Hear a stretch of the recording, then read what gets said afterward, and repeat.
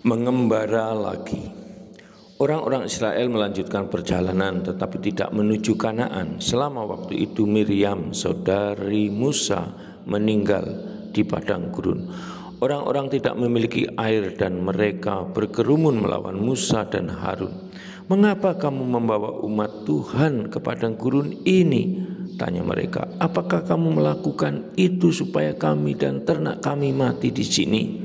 Musa dan Harun menjauhi orang-orang itu dan pergi ke pintu kemah pertemuan. Di situ mereka sujud menyembah. Tuhan berkata kepada Musa, "Ambillah tongkat dan bersama Harun saudaramu kumpulkan seluruh umat. Di depan mata mereka bicaralah kepada bukit batu. Air akan keluar." Seperti diperintahkan Tuhan, Musa membawa tongkat yang ada di hadirat Tuhan. Kemudian Musa dan Harun mengumpulkan seluruh umat di depan bukit batu. Dan Musa berkata kepada mereka, "Dengarlah kamu kaum pemberontak, apakah kami harus mengeluarkan air bagi kamu dari batu karang ini?" Kemudian Musa mengacungkan tangannya dan memukulkan tongkatnya 2 kali pada batu karang itu. Air mulai memancar, umat minum dari air itu, begitu juga ternak mereka.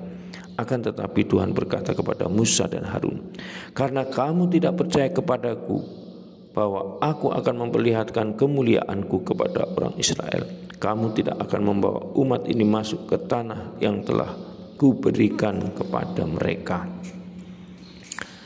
Maka seperti orang-orang Israel lainnya, Musa dan Harun tidak diizinkan masuk ke tanah Kanaan. Alasannya tidak jelas. Beberapa waktu kemudian orang-orang Israel mulai bergerak lagi mencari jalan memasuki Kanaan dari sebelah timur daripada dari selatan. Ketika mereka berkemah di Gunung Hor, Harun meninggal dan dikuburkan di situ. Setelah selesai masa berkabung, mereka melanjutkan perjalanannya. Lagi-lagi orang-orang itu kehilangan kesabarannya dan mereka mulai menggerutu melawan Allah dan Musa. "Mengapa engkau membawa kami keluar dari Mesir untuk membiarkan kami mati di gurun? Di sini tidak ada makanan maupun air. Makanan yang tak bernilai ini membuat kami sakit." Maka Tuhan mengirimkan ular-ular yang menggigit mereka. Banyak yang mati. Kemudian orang-orang itu berkata kepada Musa, "Kami telah berdosa karena menggerutu terhadap Tuhan dan engkau. Berdoalah kepada Tuhan supaya ular-ular itu dijauhkan dari kami." Musa berdoa kepada Tuhan bagi bangsa ini. Tuhan berkata kepada Musa, "Buatlah seekor ular dari tembaga dan taruhlah di atas sebuah tiang. Setiap orang yang dipakut ular akan tetap hidup jika memandang ular logam itu." Musa membuat sebuah ular tembaga dan menggantungkannya pada sebuah tiang. Orang-orang Israel memandang ular tembaga itu disembuhkan karena mereka percaya pada janji Tuhan. Orang-orang Israel tiba di tanah orang-orang Amori dan mereka mengirim utusan kepada Raja Sihon untuk memohon izin melewati negerinya dengan damai. Raja itu menolak.